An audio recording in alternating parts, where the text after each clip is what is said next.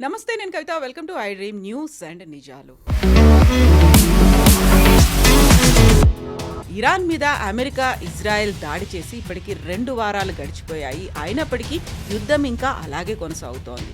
యుద్ధ విరమణ కోసం ఇరాన్ 3 ప్రతిపాదనలు పెట్టినప్పటికీ అమెరికా పట్టించుకోవట్లేదు. ఇరాన్లో ఉన్నటువంటి యురేనియం నిల్వల్ని మేము తరలిస్తాము అని రష్యా చెప్పినప్పటికీ ట్రంప్ యాక్సెప్ట్ చేయట్లేదు. ట్రంప్ ఎందుకని ఈ యుద్ధాన్ని కంటిన్యూ చేయాలని కోరుకుంటున్నాడా, లేకపోతే తన అల్టిమేట్ ఎజెండా ఏముంది? మనతో పాటుగా ఉన్నారు సీనియర్ జర్నలిస్ట్ సురేష్ కొచ్చతిల్ గారు. సార్ నమస్తే. సో 2 వీక్స్ కంప్లీట్ అయిపోయింది, 3rd వీక్లోకి ఎంటర్ అయిపోతుంది. అక్కడ ఉన్నటువంటి situation day by day worst అవుతోంది, నిల్వలన్నీ తగ్గిపోతున్నాయి. అయినప్పటికీ కూడా 3 కంట్రీస్ అంత స్ట్రాంగ్గా ఎందుకున్నాయి అసలు? యాక్చువల్లీ దీంట్లో ట్రంప్ ఇవాళ పొద్దున టైమ్స్ ఆఫ్ ఇండియాలో వచ్చిన ఒక స్టోరీ ప్రకారం, I think they were quoting Wall Street Journal, Trump క్యాంప్లోనే ఒక డివిజన్ జరుగుతుంది. డివిజన్ అయిందంట. ఒక క్యాంప్ ఏమో మనం యుద్ధ విరమణం చేసుకుందాం, ఆనరబుల్లీ ఎగ్జిట్ అయిపోతాం. ఇంకో క్యాంప్ ఏమో లేదు ఇంకా ముందుకు తీసుకెళ్తా. ఇంకా ద సెకండ్ క్యాంప్లో డిఫెన్స్ సెక్రటరీ, వాళ్ళ వార్ సెక్రటరీ ఇప్పుడు పీట్ హెస్కెత్ ఉన్నారు. He's very pro war. ఆ రోజు మీకు గుర్తుంది, ట్రంప్ ఏమో ఒక 5-6 రోజుల ముందు ఒక స్టేట్మెంట్ ఇచ్చారు, మనం యుద్ధం అయిపోయింది ఆపేస్తామని. అదే రోజు సాయంత్రం ఈయన ఒక స్టేట్మెంట్ ఇచ్చిండు ప్రెస్ కాన్ఫరెన్స్లో, కాదు వారు ఇప్పుడే యుద్ధం ఇప్పుడే అయిందని చెప్పేసి. వాళ్ళ దాంట్లోనే కాంట్రడిక్షన్ ఉంది. దానికి కారణాలు చాలా ఉన్నాయి. ఒకటి, Trump voter base, MAGA voter base, make America great again voter బేస్లోనే అక్కడ కూడా ఒక డివిజన్ వచ్చింది. ఇప్పుడు లేటెస్ట్ ఒపీనియన్ పోల్స్ ప్రకారం ట్రంప్కి ఒక అప్రూవల్ రేటింగ్ అంటారు దీన్ని, యుద్ధానికి ఒక అప్రూవల్ రేటింగ్ ఉంటుంది, ఇప్పుడు 38% అంతే. Versus George Bush Iran Kuwait వార్లో ఇంటర్ఫియర్ చేసినప్పుడు అప్పుడు జరిగిన దాంట్లో ఈవెన్ యునైటెడ్ నేషన్ రెజల్యూషన్స్తోనే వెళ్ళారు. ఆ టైంలో యునైటెడ్ నేషన్స్ అప్రూవ్ చేశారు సద్దాం హుస్సేన్ కువైత్ని ఆక్రమించింది తప్పు అని చెప్పి. అప్పుడు వాళ్ళ అప్రూవల్ రేటింగ్స్ జార్జ్ బుష్ది 82% ఉండే. ఎక్కడ 82%, ఎక్కడ 38% చూడండి. This is the problem. So ఇప్పుడు జరుగుతున్న దాంట్లో నిన్న రాత్రి కూడా మనం చూసాం, ఖర్గ్ ఐలాండ్ మీద దాడి చేశారు యుఎస్. ఇప్పుడు లేటెస్ట్ ఏమంటారు, మేము 25,000 డ్రోన్లు తీసుకొస్తాం అటాక్ చేయడానికి అని చెప్పి, దాన్ని కంప్లీట్గా డెమాలిష్ చేస్తామని. ఖర్గ్ ఐలాండ్ ముట్టరు, చాలా important. Kharg island defence systems కొట్టాం మేమంటున్నారు. అక్కడ ఏం డిఫెన్స్ సిస్టమ్ ఉందో అర్థం కావట్లేదు నాకు. ఎందుకంటే ఇది స్ట్రైట్ ఆఫ్ హోర్ముజ్ ఒక పక్కన కూర్చుంటుంది ఖర్గ్ ఐలాండ్. ఇది ఇరాన్కి ఒక ఐ థింక్ 50 కిలోమీటర్ దూరంలో ఉంది. ఐలాండ్లో అడ్వాంటేజ్ ఏంటంటే ఇరాన్కి పెద్ద పెద్ద ఆయిల్ కంటైనర్స్ వచ్చి, ఆయిల్ షిప్స్ వచ్చి పికప్ చేసుకుని వెళ్ళిపోతారు అక్కడి నుంచి. సో వీళ్ళ మొత్తం ఆయిల్ దాంట్లో వచ్చి పడుతుంది. చాలా పెద్ద ఒక ఏరియా అనమాట ఐలాండ్. అక్కడి నుంచి పెద్ద పెద్ద ట్యాంక్లోనే అక్కడి నుంచి ఆయిల్ ట్యాంకర్స్ వచ్చి తీసుకెళ్తూ ఉంటారు. ఇప్పుడు దీనికి కారణం అని చెప్తున్నారు, ఎందుకు చేశారనేది ఒకటి చాలా ఇంపార్టెంట్ రీజన్. అంటే ఆ ఆయిల్ కొనుక్కున్న ఒకటే రాష్ట్రం ఇప్పుడు లాస్ట్ 6 నెలల నుంచి, దానికన్నా ముందు 2 రాష్ట్రాలు ఉండే ఇరాన్ దగ్గర. ఒకటి మనం ఇండియా అండ్ ఒకటి చైనా. మన మీద శాంక్షన్స్ పెడతాం అది అని చెప్పిన తర్వాత మనం దాని నుంచి పక్కన జరిపాం. చైనా ఇప్పుడు కూడా కొంటున్నారు. చైనా మీద మీరు ఏం శాంక్షన్స్ అని పెట్టండి, వాళ్ళు పట్టించుకోరు. ఆ పరిస్థితిలో ఉన్నా అనమాట. సో ఈ సిట్యువేషన్లో చైనా కోసం, చైనాకి వెళ్ళే ఆయిల్ని మీరు ఆపేస్తున్నారు. మొన్న కూడా చైనాది 2 పెద్ద ఆయిల్ ట్యాంకర్స్ అదే రూట్ నుంచి వెళ్ళింది బయటికి, ఒక్క ప్రాబ్లం లేకుండా వెళ్ళింది బయటికి. అంటే ఇరాన్కి తెలుసు ఎవరిది ఇది కార్గో ఎవరికి వెళ్తుంది. మనకు కూడా 2 క్లియర్ చేశారు వాళ్ళు. 2 క్రూడ్ క్లియర్ అయినాయి, 2 ఎల్పిజి కూడా క్లియర్ అయిపోయింది. మన లైబీరియా ఫ్లాగ్ పెట్టుకొని వచ్చినవి అదే. సో నౌ చైనాకి ప్రాబ్లం ఎక్కడ వచ్చిందంటే, వెనిజువేలా నుంచి మీకు గుర్తుంటుంది కవిత గారు, వెనిజువేలాను ఆయిల్ బంద్ చేశారు ట్రంప్ రాగానే. China was the biggest buyer of Venezuelan oil. ఆ టైంలో కూడా చైనా మనం ఏ దేశం నుంచి కొనకూడదని చెప్పి యుఎస్ బ్యాన్ పెట్టారు ఆ టైంలో. అప్పుడు చైనా కొనుక్కున్నారు. ఇటువైపు రష్యా దగ్గర నుంచి కూడా చైనా కొంటున్నారు. మీరు ఏ శాంక్షన్స్ అని పెట్టండి, మేము కొనుక్కుంటాం. 3వ దేశం ఇరాన్. ఈ 3 దేశాల నుంచే చైనా మేజర్గా పర్చేసెస్ చేస్తున్నారు. ఇప్పుడు ఏమైపోతుందంటే, ఈ ఖర్గ్ ఐలాండ్ యుఎస్ క్యాప్చర్ చేయకపోయినా, దాని మీద డ్యామేజ్ చేయకపోయినా, చైనా షిప్స్ ఇప్పుడు 10 సార్లు ఆలోచిస్తారు ఈ ఖర్గ్ ఐలాండ్ అప్రోచ్ అయ్యేదానికి. ఇరాన్ ఎక్స్పోర్ట్స్ ఆగిపోతుంది మొత్తం కంప్లీట్గా. అప్పుడు ఒక ట్రేడ్ ఆఫ్ నడుస్తుంది. మీరు స్ట్రైట్ ఆఫ్ హార్మూజ్ ఓపెన్ పెట్టండి, ఎవరి మీద దాడి చేయకూడదు, అప్పుడు మేము ఖర్గ్ ఐలాండ్ నుంచి మీ ఆయిల్ బయటికి వెళ్ళిన వీ విల్ అరేంజ్ ఇట్. ఇది బహుశా this must be one of the strategies Trump administration. ఇది చేస్తే విన్ విన్ సిచ్యువేషన్ అంటాం మన ఇంగ్లీష్లో. ఒకటి, ఇరాన్కి డబ్బులు రావడం మొదలవుతుంది, ఇరాన్ ఆయిల్ మార్కెట్కి వస్తుంది, strait of Hormuz open up అయిపోతుంది, ఆయిల్ ప్రైసెస్ తగ్గుతుంది. ఇది వన్ సెనారియో అనమాట. నాకు అనిపించింది ఒక సినారియో ఇదే సెనారియో గురించి మాట్లాడుతున్నారు యూఎస్లో కూడా చాలా మటుకు న్యూస్ ఛానల్స్ మాట్లాడుతున్నారు. రెండవది, సౌదీ అరేబియా, ఖత్తర్, వీళ్ళిద్దరు కలిసి ఇరాన్ మీద చాలా ప్రెషర్ పెడుతున్నారు ఇప్పుడు. ఎందుకంటే వీళ్ళిద్దరు బిజినెస్ కూడా పోయింది మొత్తం కంప్లీట్గా. సౌదీ అరేబియన్ ఆయిల్ మార్కెట్కి ఇప్పుడు వెళ్ళట్లేదు, ఖతార్ కంప్లీట్ గ్యాస్ ప్రొడక్షన్ ఆగిపోయింది. వీళ్ళిద్దరు సేమ్ రూట్ యూజ్ చేస్తారు, స్ట్రెయిట్ ఆఫ్ హార్మూజ్. ఖతార్ మీద డ్యామేజ్ వాళ్ళ ఇన్ఫ్రాస్ట్రక్చర్ మీద జరిగింది. అది మళ్ళీ రిస్టోర్ చేయాలంటే బహుశా ఇంకా 2-3 వారాలు పట్టవచ్చు. But they can still manage to send out some quantity of it. మనం సౌదీ అరేబియా దగ్గర నుంచే, ఖతార్ నుంచి మనం తీసుకున్న 2 బార్జెసే వాళ్ళ బయటకు వచ్చింది, మనం కాండ్లా వైపు వెళ్ళిపోయింది. ఈ పరిస్థితుల్లో ఇప్పుడు యూఎస్ ఏం చేస్తారని మీరు అడిగిన ప్రశ్నకి అదే ఉంది. ఎందుకంటే ట్రంప్కి ఇప్పుడు ఒక ఎగ్జిట్ స్ట్రాటజీ లేదు. దీని నుంచి బయటపడాలంటే మేము గెలిచేసినాం, అయిపోయింది, యుద్ధం అయిపోయింది, వాళ్ళ దగ్గర they gut nothing, navy, air force, వాళ్ళది డిఫెన్స్ సిస్టమ్స్ అన్నీ కొట్టేశామని చెప్తున్నారు. కానీ ఇరాన్ ఇప్పుడు కూడా కావాలంటే, ఇప్పుడు మనం మాట్లాడుతున్న అరగంట సేపు ముందు కూడా ఇరాన్ సౌదీ అరేబియా మీద, టర్కీ మీద, చాలామంది మీద దాడి చేశారు వాళ్ళు కావాలని చెప్పి. లాస్ట్ అటెంప్ట్ కూడా చెప్పొచ్చు కాదు, కానీ జరుగుతుంది. ఎందుకంటే ఇప్పుడు ఈద్ వస్తుంది next week, which is a very crucial thing. అందరు మర్చిపోతున్నారు. గల్ఫ్లో ప్రతి రాష్ట్రంలో 1 వీక్ హాలిడే ఉంటుంది. వాళ్ళ స్టాఫ్ అందరు వెళ్ళిపోతారు మ్యాక్సిమం ఇండియా నుంచి. ఇప్పుడు ఇండియా నుంచి వెళ్ళిపోయారని చెప్పి మన అక్కడ ఉన్న ప్రతి కమర్షియల్ వెంచర్లో ఇండియన్స్ ఉంటారు. వెళ్ళిపోయారు అనుకోండి, there'll be nobody to defend this nations. ఇది పెద్ద క్రైసిస్ రాబోతుంది. దానికోసం ఫ్లైట్స్ లేవని చెప్పి చాలామందిని ఆపేసుకున్నారు, వాళ్ళు వెళ్ళలేకపోతున్నారు. ఈ ఒక సిచ్యువేషన్ ఇంకొక 5 రోజులు ఇంకా పొడిగి నెక్స్ట్ వీక్ వెనస్డే దాకా వస్తే it will be a major issue. Eid రోజు కూడా ఎవరైనా దాడి చేశారనుకోండి, అమెరికా చేశారంటే దాని ప్రాబ్లం. ఎందుకంటే ఇవాళ పొద్దున మనం చూసాం, వాళ్ళ టాప్ లీడర్షిప్కి వాళ్ళ తల మీద $10 million రివార్డ్ ఇచ్చారు ట్రంప్. ఎగ్జాక్ట్లీ, ముస్తబాక్ కూడా 93 కోట్లు అనౌన్స్ చేశారు. సో దాంతోపాటు 4 ఇంకా ఉన్నారు వాళ్ళు కూడా. మీరు అనౌన్స్ చేసిన దాంట్లో 2 మనుషులు ఇవాళ పొద్దున తెహ్రాన్లో మెయిన్ రోడ్ మీద ఒక ప్రొసెషన్ తీశారు వాళ్ళు, ఊరేగింపు, ఏదో సబ్జెక్ట్ మీద, ఏదో ప్రొసెషన్, అది ఇరానియన్ రెవల్యూషన్ గురించి. వాళ్ళు అక్కడే ఉన్నారు 2, కానీ మీరు వాళ్ళని పట్టుకోలేకపోతున్నారు. ముస్తబా, ఎస్ దర్ ఇస్, ఆయనతో ఏదో ప్రాబ్లం ఉంది, ఎందుకంటే ఆయన బయటికి రావట్లేదు. ఐదర్ ఈ was injured in that attack, కాలు పోయింది అంటున్నారు కొంతమంది, కోమాలు ఉంది అంటున్నారు కొంతమంది, చూడాల్సింది. That reports we don't know.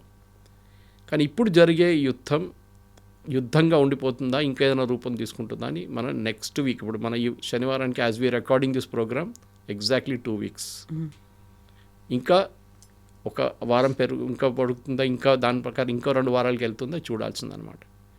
ఏదైనా కానీ అందరు ఇప్పుడు టైర్డ్ అయిపోయారు. లోకంలో ఉన్న ప్రతి రాష్ట్రానికి, ప్రతి ఏం చెప్తారు, సిటీకి, ప్రతి జిల్లాకి, ప్రతి గల్లీకి కూడా ప్రాబ్లం వస్తుంది. ఎల్పిజి నుంచి, మన దగ్గర ఎల్పిజి ఒకటే ప్రాబ్లం ఉంది, అటువైపు పెట్రోల్ ప్రాబ్లం ఉంది. నేపాల్ లాంటి ప్లేస్లో పెట్రోల్ లేదు, డీజిల్ లేదు. బంగ్లాదేశ్కి మనం 5,000 మిలియన్ టన్స్ ఇచ్చాం. ఓకే, ఇక్కడ శ్రీలంకకు ప్రాబ్లం ఉంది. కొంతమంది కొనడానికి డబ్బులు లేవు వాళ్ళ దగ్గర, ఫారిన్ ఎక్స్చేంజ్ అయిపోయింది. పాకిస్తాన్ సంగతి ఆలోచించి అక్కడ అసలు ఏం లేదు వాళ్ళ దగ్గర. ఈ పరిస్థితుల్లో ఒక టెంపరరీ సీజ్ ఫైర్ తీసుకురావడానికి Qatar and Saudi Arabia try చేస్తున్నారు. నేను అది చెప్పాను దేనికన్నా, అది జరిగితే మంచిది, లేకుంటే ఇది ఇట్లనే డ్రాగ్ అవుతూనే పోతుంది. And that is what Iran wants. Iran కావాల్సింది అది. బట్ అదే ఇరాన్ ఎందుకని 3 ప్రతిపాదనలు పెట్టింది, యుద్ధం ఆగాలంటే వీటిని యాక్సెప్ట్ చెయ్యండి అని ఎందుకు అంటోంది? ఆ ప్రతిపాదనలు విన్నారా మీరు? చాలా స్ట్రేంజ్ ఉంది అది. ఒకటి, మా మీద చేసిన దాడికి ఎంత లాస్ అయిందో అది మొత్తం మీరు కట్టాలి. సెకండ్, ఎవరెవరు దీని మీద చేసే దాడి వాళ్ళని ప్రాసిక్యూట్ చేయాలి. ఎవరు చేస్తారండి? ఎవరు చేయరు. సో అది ఇల్లాజికల్, అది కాదు కూడా, వాళ్ళకి తెలుసు. దానికోసం వాళ్ళు అడిగారు అది అనమాట. లేకుంటే ఈజీగా ఉంటే అమెరికా అంగీకరిస్తారు కదా, okay right fine we agreeing to it అని. ప్రాబ్లం ఏంటంటే ఇక్కడ మనం దీనికన్నా ముందు కూడా మాట్లాడిన కవిత గారు, ఇజ్రాయెల్ కావాల్సి ఇజ్రాయెల్ చేసుకున్నారు. వాళ్ళకి లీడర్షిప్ని డీకెపాసిటేట్ చేయాలంటే చేశారు వాళ్ళు. వాళ్ళ రోల్ అయిపోయింది. అప్పుడప్పుడు వచ్చి 2 బాంబులు పడేసి వెళ్ళిపోతున్నారు వాళ్ళు. వాళ్ళ మెయిన్ ప్రాబ్లం లెబనాన్లో ఉంది. అక్కడ వాళ్ళు సపరేట్ యుద్ధం ఫైట్ చేస్తున్నారు. ఫుల్ ఫ్లెజ్డ్ వార్ నడుస్తుంది అక్కడ. ఇది ఇక్కడ అట్లా కాదు. ట్రంప్కి ఏమైపోయిందంటే ఇప్పుడు ట్రంప్ క్యాంప్లోనే ఉండి నేను చెప్పాను చూడు, రెండుగా డివైడ్ అయిపోయింది. ట్రంప్ ఎస్ అని చెప్పలేకపోతున్నాడు, నో అని చెప్తులేకపోతున్నాడు. పొద్దున ఒక మాట అంటున్నారు, సాయంత్రం ఇంకో మాట అంటున్నారు. యుద్ధం ఆగిందంటున్నారు, తర్వాత అంటారు ఏం లేదు, అక్కడ వాళ్ళ దగ్గర ఏం లేదు, మొత్తం ధ్వంసం చేసే సమయం ఉంది. అప్పుడు ఇమీడియట్గా వాడు 3 మిసైల్ పడేస్తాడు. You are not able to gauge the reaction. దీనికన్నా ముందు కూడా అమెరికన్ ఎక్స్పర్ట్స్ చెప్పారు, this is the war in search of a strategy కాదు, వార్ స్ట్రాటజీ లేదు వీళ్ళ దగ్గర. ఇంకా they are still searching for it. మనం ఎందుకు వెళ్ళాము ఇరాన్కి అని ఇప్పుడు కూడా వీళ్ళు ఆలోచిస్తున్నారు.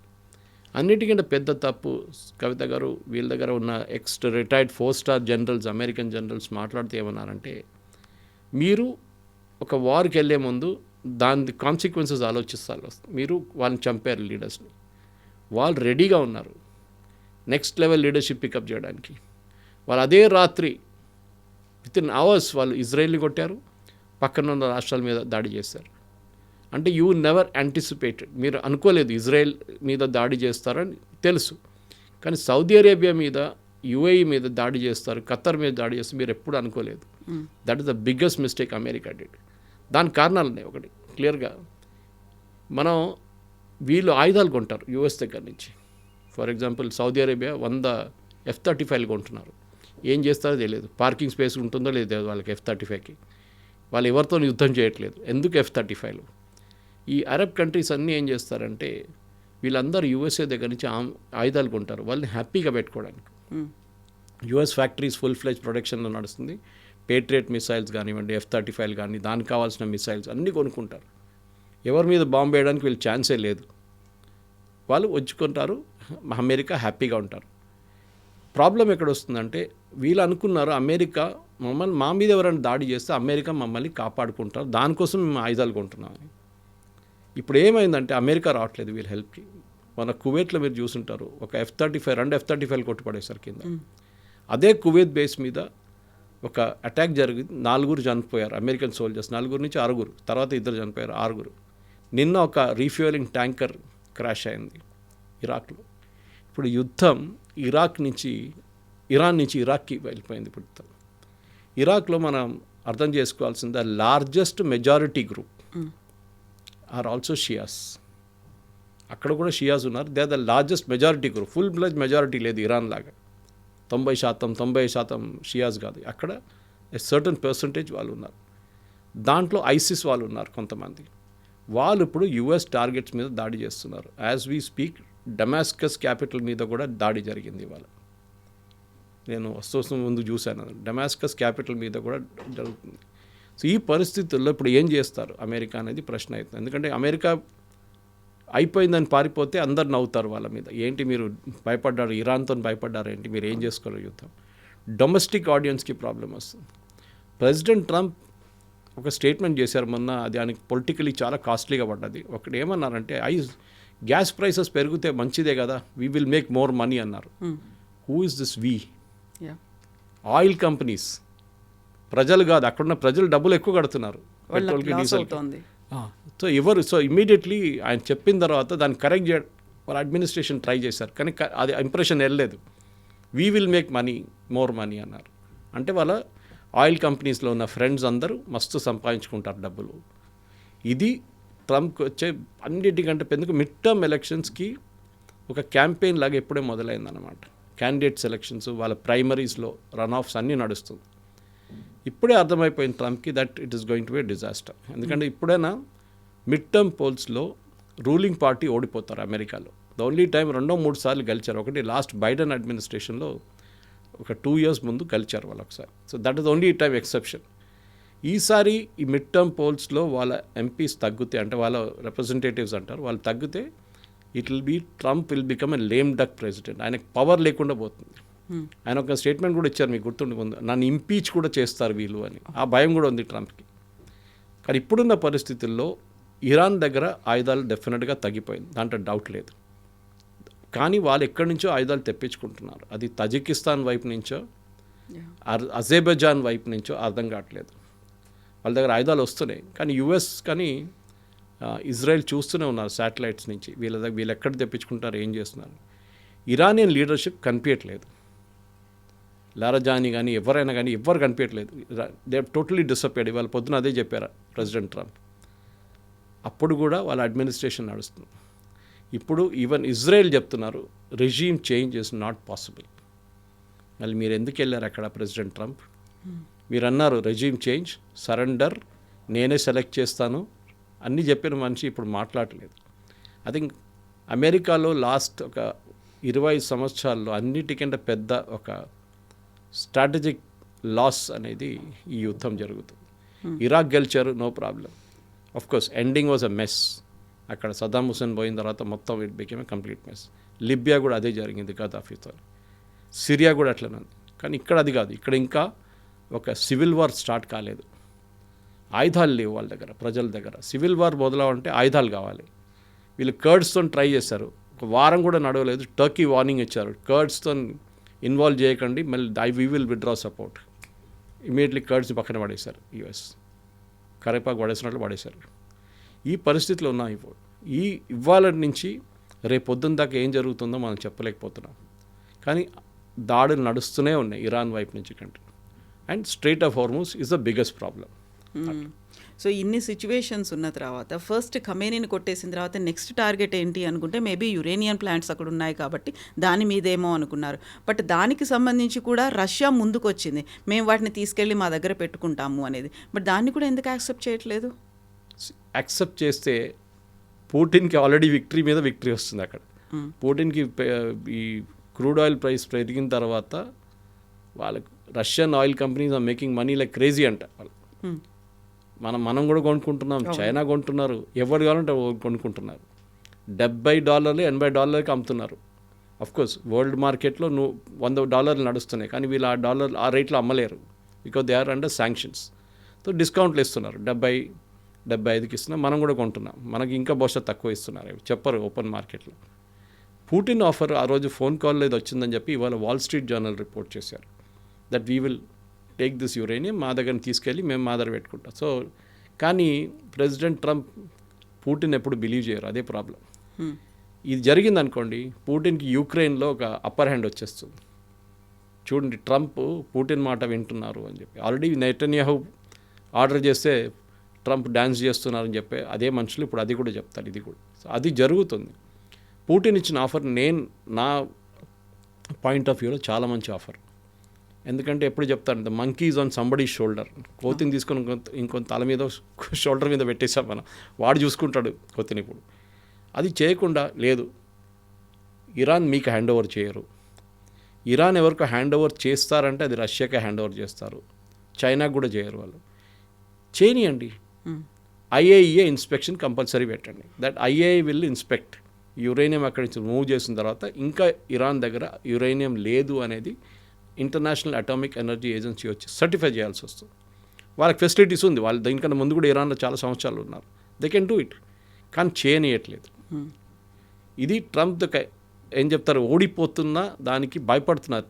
నేను పుటిన్కి ఎందుకు మైలేజ్ ఇవ్వాలి, దీంట్లో హీరో ఫైనలీ పుటిన్ తయారవుతాడు, నేను కాదు అని చెప్పేసి.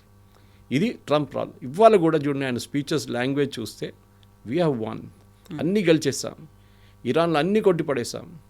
ఇప్పుడు చూడండి, వాళ్ళు అమెరికన్ అసెట్స్ మీద దాడి చేస్తా అని చెప్పండి. మనం దీని గురించి మాట్లాడడం లేదు, తెలియదు నాకు. కానీ ఇప్పుడేమంటున్నారు, American assets, IT assets, that is information technology, commercial assets, banking assets ఎక్కడున్నా కానీ గల్ఫ్లో దాన్ని కూడా మేము కొడతాం. HSBC, మైక్రోసాఫ్ట్, గూగుల్ ఇట్లాంటి కంపెనీస్ అన్నీ దుబాయ్లో ఉన్నది, మిగతా రీజన్స్లో గల్ఫ్లో వాళ్ళ ఎంప్లాయీస్ని అందరినీ వర్క్ ఫ్రమ్ హోమ్ మోడ్లో తీసుకున్నారు. వీళ్ళందరూ ఎందుకు వెళ్ళారు గల్ఫ్ కానీ మీకు తెలిసిందే. ఎస్పెషల్లీ దుబాయ్కి ఎందుకు వెళ్ళారు, ట్యాక్స్ ఫ్రీ రెజ్యూమ్ ఇచ్చారు, corporate tax 0, income tax 0. So చాలామంది వాళ్ళ కంపెనీస్ అక్కడ మూవ్ చేసుకున్నారు, ఎంప్లాయీస్ కూడా చాలామంది తెచ్చుకున్నారు. Even though cost of living wise Dubai is very expensive, కానీ మీ ఇన్కమ్ ట్యాక్స్ సేవ్ అయిపోతుంది. సో దాంతో ఇట్ కైండ్ ఆఫ్ ఆఫ్సెట్ అయిపోతుంది. ఇప్పుడు దాల మీద దాడి చేస్తే HSBC మీద కూడా దాడి చేస్తా అంటున్నారు. ఈవెన్ దో టెక్నికలీ వాళ్ళు they are not British, but they are British. Microsoft, Target, Amazon web service మీద కొట్టారు ఫస్ట్ వీక్లో, మీకు గుర్తుంటుంది. వాళ్ళు డేటా సెంటర్ మీద కొట్టారు. సో చాలా క్లియర్గా ఇరాన్ ఏమంటున్నారంటే వాళ్ళ స్ట్రాటజిక్ అసెట్స్ ఎక్కడెక్కడ ఉందో దాని మీద మేము దాడి చేస్తాం. ఎందుకంటే మొన్న ఒక రేడ్లో, అమెరికన్ రేడ్లో ఇరాన్లో ఉన్న, టెహ్రాన్లో ఉన్న అన్నిటికంటే పెద్ద బ్యాంక్ మీద దాడి చేశారు. అక్కడ కోట్లాది రూపాయల వాళ్ళ కరెన్సీ వాల్యూ లేదనుకోండి, మొత్తం ధ్వంసమైందంట కంప్లీట్గా, విత్ గాట్ బర్న్ట్. ఈద్కి డబ్బులు ఇవ్వాలి వాళ్ళు. ఈ ఈద్కే మన దగ్గర దివాళీకి బోనస్ ఎట్లా ఇస్తారో ఈద్కి మ్యాక్సిమం పేమెంట్స్ ఉంటుంది, ఇంక్లూడింగ్ బోనస్. ఇప్పుడు నెక్స్ట్ వీక్ పేమెంట్ ఇవ్వడానికి ఇరాన్ దగ్గర డబ్బులు లేవు. యుఎస్ ఏమంటున్నారంటే this is the ideal opportunity, ప్రజలు రోడ్డు మీదకి వచ్చేస్తారు, మన రెవల్యూషన్ తీసుకొద్దాం, రెజ్యూమ్ చేంజ్ చేద్దాం. దానికోసం బ్యాంక్ మీద దాడి చేశారు వాళ్ళు. ఇరాన్ ఏమంటున్నారు, మేము సౌదీ అరేబియాలో ఉన్న బ్యాంకులు, మేము యుఏఈలో ఉన్న బ్యాంకులు, ఎక్కడున్న బ్యాంకులు వాళ్ళని మేము కొడతాం. దానికోసం హెచ్ఎస్బిసి షట్ డౌన్ చేశారు దుబాయ్లో. మిగతా ప్రాంతాల్లో కూడా బ్యాంక్స్ అన్నీ వాళ్ళ ఎక్కడొక్కడ. ఇప్పుడు చాలా మటుకు దీని లోడ్ ఇండియా మీద వస్తుంది, ఎందుకంటే గల్ఫ్ బ్యాంక్స్ ఎప్పుడు బ్యాకప్గా మిర్రర్ సైట్స్ ఇండియాలో ఉంటుంది వాళ్ళ దగ్గర, బీపీఓస్. మొన్నటి నుంచి వాళ్ళు టేక్ ఓవర్ చేసుకున్నారు. ఇండియాలో ఉన్న టీసీఎస్ కానీ మిగతా కంపెనీ ఎవరో హ్యాండిల్ చేసినా వాళ్ళు టేక్ ఓవర్ చేసుకున్నారు. ఈ కమర్షియల్ అసెట్స్ మీద కొట్టడం అనేది జరిగితే ఈ యుద్ధం రూపం మారిపోతుంది కవిత. ఎందుకంటే దుబాయ్ ఒక సేఫ్ ప్లేస్గా మనం చూసుకున్నాం ఇన్ని రోజులు. సడన్గా Dubai will become an unsafe place. And that I think ఇరాన్కి చాలా బాగా తెలుసు. వాళ్ళ అసెట్స్ పోయింది, మేము మునిగిపోతున్నాం, మాకు సర్వైవల్ ఇంపార్టెంట్, కానీ మిమ్మల్ని కూడా మేము తీసుకెళ్తాం తోడని చెప్పి అది చేస్తున్నారు అన్నమాట. సో ఇప్పుడు ఒక చైన్ రియాక్షన్స్ అనేవి ఉంటాయి. ఒకటి అనుకున్నాము కాకుంటే అది వరుసగా అన్నిటి మీద ఇంపాక్ట్ చూపిస్తూ వెళ్తోంది. ఇప్పుడు ఐటీ సర్వీసెస్ కావచ్చు, బ్యాంకింగ్ సర్వీసెస్ కావచ్చు, వాట్ నెక్స్ట్ అంటే నెక్స్ట్ అన్నిటి మీద ఇంపాక్ట్ అనేది ఉంటుంది కదా, అన్ని దేశాల మీద కూడా. హార్మూజ్ చూస్తున్నారు మీరు. హార్మూజ్లో అక్కడి నుంచి ప్రతిరోజు 50 నుంచి 60 నుంచి కొన్నిసార్లు 100 షిప్పులు కూడా మూవ్ అవుతుంది. హోర్మూస్లో 2 లేన్స్ ఉన్నాయి కవిత. మన అందరూ తెలిసింది, మనం ఎప్పుడు చాలా మాట్లాడాం దాని గురించి. ఒక పోస్ట్లో వచ్చినప్పుడు 30 కిలోమీటర్ స్ప్రెడ్, చాలా నేరోగా ఉంటుంది. That is just near Dubai. Oman వైపు వెళ్తున్నప్పుడు, గల్ఫ్ ఆఫ్ ఒమాన్కి వెళ్తున్నప్పుడు ఆ పాయింట్లో చాలా నేరో, ఓన్లీ 30 కిలోమీటర్స్. ఒకవైపు ఇరాన్, ఇంకోవైపు మిగతా గల్ఫ్ స్టేట్స్. దీనికి వెళ్ళడానికి రావడానికి మన రోడ్ మీద ఉన్న మార్కర్ లాగా ఒక స్విమ్మింగ్ పూల్లో ఒక మార్కర్ వేస్తారు చూడండి, నడిమిట్లో లేన్ సపరేట్ చేయడం, అట్లాంటి ఒక లేన్ సపరేషన్ ఉంది అక్కడ. Up the road, down the road అని చెప్పి, అంటే ఎక్కువ వాటర్ వే అక్కడ వెళ్ళడానికి, ఎక్కువ వాటర్ వే ఇక్కడ రావడానికి. ఈ గల్ఫ్ రీజన్ నుంచి వెళ్తున్న ఈ 20% of world's oil flow and gas flow వీళ్ళు ఆపితే నెక్స్ట్ 1 వీక్లో మళ్ళీ ఇంకా పెద్ద ప్రాబ్లం రాబోద్ది. ఇప్పటికైతే షిప్స్ మూవ్ అవుతున్నాయి కొన్ని. ప్రతిరోజు 40 నుంచి 50 షిప్లు మూవ్ అవుతున్నాయి. ఇప్పుడు 2, 3, 4, 5 షిప్లు మూవ్ అవుతున్నాయి అంతే. 4000 షిప్స్ వెయిట్ చేస్తున్నారు బయట అండ్ ఇన్సైడ్. వీళ్ళని కూడా మూవ్ చేయాల్సి వస్తుంది. బహుశా నిన్న చెప్పాను లేదు నాకు గుర్తులేదు, కానీ యుఎస్ నేవీ వీళ్ళని ఎస్కాట్ చేస్తా అన్నారు. ఇప్పుడు చేయలేను అని చెప్తోంది. ఎందుకు చెప్పాను నిన్న నాకు గుర్తులేదు, చెప్పానో లేదు, కానీ దానికి కారణం ఉంది ఒకటి. వాళ్ళ చట్టంలో రాస్తుంది that you can only escort US ships. Okay, అందరికీ మీరు తీసుకోలేరు. సో స్టోరీ ఎక్కడ వస్తుందంటే, నేను కొంచెం రీసెర్చ్ చేశాను మళ్ళీ వెళ్ళి దీని గురించి. ఎక్కడైనా దీనికన్నా ముందు యుఎస్ ఎప్పుడైనా ఎస్కాట్ చేశారా యుఎస్ని అని చూస్తే, కువైత్ వార్లో సద్దాం హుస్సేన్ కువైత్ మీద దాడి చేసిన టైంలో కువైత్ షిప్స్ అన్నీ ఇదే రీజన్లో స్టక్అప్ అయిపోయింది. రెడ్ సీ వైపు ఇటు 2. సద్దాం హుస్సేన్ కూడా సేమ్ డైలాగ్ కొట్టాడు, ఎవడన్నా అక్కడి నుంచి ఇక్కడి నుంచి వెళ్తే నేను కొట్టేస్తాను అని చెప్పేసి. అప్పుడు యుఎస్ నేవీ టేక్ ఓవర్ చేసుకున్నారు. కానీ అప్పుడు వాళ్ళకి ఎవరో చెప్పారంటే చట్టం ఉంది ఇట్లా, that we can escort only US ships. వీళ్ళేం చెప్పారండి, కువైత్ షిప్స్ దగ్గర మీరు అన్నీ మీ ఫ్లాగ్ దించుకోండి, మా ఫ్లాగ్ ఎక్కించండి. And then that's how they took it. ఇవాళ పొద్దున కూడా మన Indian navy ships Gulf Oman దగ్గర వెయిట్ చేస్తున్నారు. 3 షిప్లు ఉన్నాయి మనది, 3 డెస్ట్రాయర్స్. మన షిప్పులు బయటికి రాగానే కాండ్లా పోర్టో లేకుంటే గుజరాత్లోని దాహోడ్ ఎక్కడైనా అక్కడ తీసుకెళ్తున్నారు, వీళ్ళు ఎస్కాట్ చేస్తున్నారు. సో ప్రతి నేవీ వాళ్ళ పని చూసుకుంటున్నారు. బట్ మనం స్ట్రైట్ ఆఫ్ హోర్మూజ్ ఎంటర్ చేయలేం. హోర్మూజ్ బయట వెయిట్ చేస్తున్నాం. మన స్కూల్లో చూస్తున్న పిల్లల కోసం పేరెంట్స్ వెయిట్ చేస్తారని చూడండి, అట్లనే వాళ్ళు ఎప్పుడు బయటకు వస్తారో అని చెప్పేసి అట్లనే వెయిట్ చేస్తున్నారు. బయటికి రాగానే తీసుకెళ్ళిపోతున్నారు, తీసుకెళ్ళి అక్కడ దాకా తీసుకెళ్ళి ఏడ్చేస్తున్నారు. ఇది చాలా రోజులు నడిపించలేము ఇట్లా. The ships have to go on their own.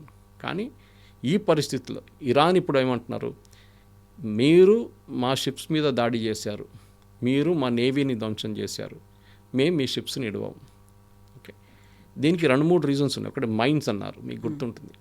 వాళ్ళ దగ్గర ఇప్పుడు కూడా ఇరాన్ దగ్గర World War II మైన్స్ ఉన్నాయి. మీకు చూసుంటా, సినిమాలు చూసుంటా, ఒక రౌండ్గా ఉంటుంది, దాని కొన్ని కోన్స్ లాగా ఉంటుంది పైన.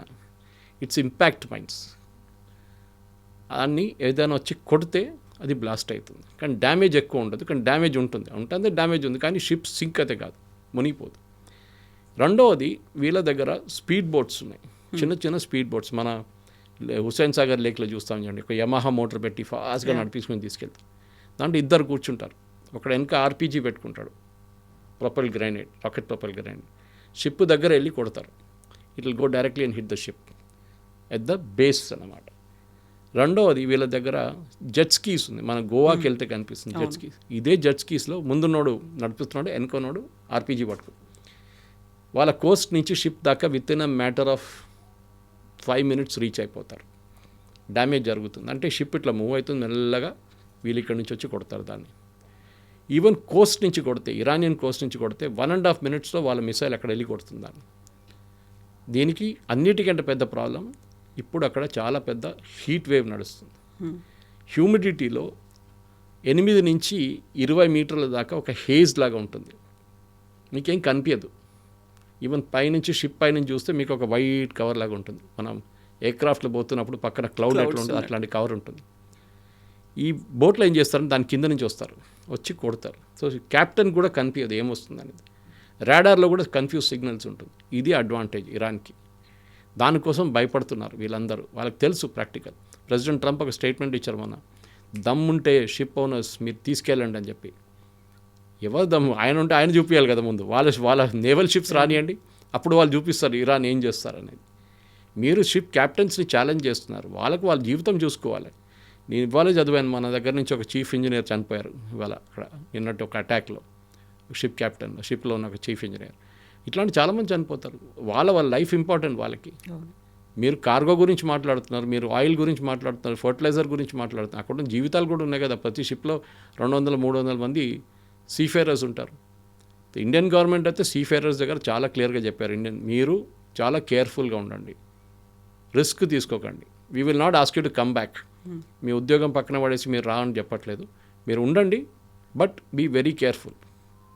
ఎన్ని రోజులు ఇట్లా చేస్తామో అర్థం కావట్లేదు. ఎందుకంటే గల్ఫ్ మొత్తం స్టెబిలైజ్ కావాలంటే స్ట్రైట్ ఆఫ్ హోర్ముజ్ ఓపెన్ చేయాల్సిందే. అటువైపు రెడ్ సీ కూడా ఉంది, అక్కడ హూతీలు ఉన్నారు ఇంకా. కానీ హూతీల దగ్గర ప్రాబ్లం ఎక్కువ లేదు, ఇప్పుడు వాళ్ళు క్వైట్గా ఉన్నారు. కానీ ఎన్ని రోజులు క్వైట్గా ఉంటారో తెలియదు కవిత గారు. ఏదో ఒక రోజు వాళ్ళు కూడా దీని నుంచి బయటకు వచ్చి వాళ్ళు కూడా అటాక్ చేస్తారు. అది ఇప్పుడు కాదు, కొన్ని రోజుల తర్వాత చేస్తారు వాళ్ళు. ఇప్పుడు స్ట్రైట్ ఆఫ్ హోర్ముజ్ మీద ఉంది. ఇరానియన్ రెజీమ్ ఉందో లేదో అని దిస్ డౌట్ ఉంది ఇప్పుడు కూడా. కానీ వాళ్ళ వర్క్ ఆగట్లేదు, వాళ్ళ వైపు నుంచి చేయాల్సిన అటాక్ అంతా వాళ్ళు చేస్తున్నారు. ఎండ్ ఆఫ్ ది డే మళ్ళీ ఏమవుతుంది అండ్ ఫైనల్ కంక్లూడింగ్ ఏ టార్గెట్తో వీళ్ళు వచ్చారు అనేది దట్ టేక్స్ టైం. అమెరికా కూడా ఇప్పుడు అర్థం కావట్లేదు. ఫస్ట్ యురేనియం వైపు వచ్చారు, యురేనియం. సెకండ్ రెజీమ్ చేంజ్ అన్నారు. థర్డ్ వాళ్ళ మిసైల్ కేపబిలిటీ, డ్రోన్ కేపబిలిటీ కొట్టేయాలన్నారు. Okay, to large extent third point achieve చేశారు. నాలుగోది వాళ్ళ నేవీ, ఎయిర్ ఫోర్స్. అసలు నేవీ లేకుండే ఎయిర్ ఫోర్స్ లేకుండే వాళ్ళకి, ఎయిర్ ఫోర్స్ అస్సలు లేదు, వాళ్ళని ధ్వంసం చేశారన్నారు. ఐదోది ఇరానియన్ రెవల్యూషనరీ గార్డ్ కోర్, వాళ్ళని డిస్మాంటిల్ చేస్తా అన్నారు. ప్రజలు రోడ్డు మీద వస్తారన్నారు. ఏది జరగట్లేదు. ఈ ఒక్కటే మిసైల్ కంట్రోల్ అండ్ నేవీ మీద ధ్వంసం చేసిన ఒక్కటే అమెరికా సక్సీడ్ అయ్యారు. మిగతా ఏం జరగదు. ప్రజలు రోడ్డు మీదకి రావట్లేదు, ప్రజలు భయపడుతున్నారు. అక్కడ బసీజ్ లాంటి మిలీషియా ఉన్నారు, ఇరానియన్ రెవల్యూషనరీ గార్డ్స్ ఉన్నారు. వీళ్ళు రోడ్డు మీద దిగితే వీళ్ళని చంపేస్తారు. భయం మంది అక్కడ ఉన్న ప్రజలకి. ఈ మార్పు రావాలంటే America has to put boots on the ground. అదే అమెరికా పెట్టడానికి రెడీగా లేరు. ఏ రోజు అమెరికా దాన్ని చేయరో అప్పుడు దాకా ఈ సిచ్యువేషన్ ఇట్లానే ఉంటుంది. Situation become even worse. దీనికన్నా చాలా దారుణం అయిపోతుంది పరిస్థితి. చూద్దాం, ఇంకా 2 రోజులు వెయిట్ చేస్తే కూడా మనకి లేటెస్ట్ మూవ్స్ అర్థమైపోతుంది. నేను చెప్పినట్టు ఇవాళ రికార్డ్ చేస్తున్న టైంకి మనం నెక్స్ట్ కలిసే టైం లోపల ఏం జరుగుతుందో మనకు తెలియదు. బోల్డ్ అన్ని చేంజెస్ డెఫినెట్గా ఉంటుంది. Yes sir, thank you so much. Very much. Thank you.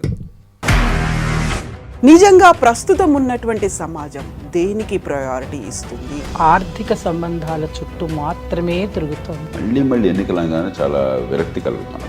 మంచి అనిపిస్తుంది కదా, లేడీస్ కూడా ఛాలెంజింగ్ జాబ్స్ చేసినప్పుడు చాలా బాగుంటుంది.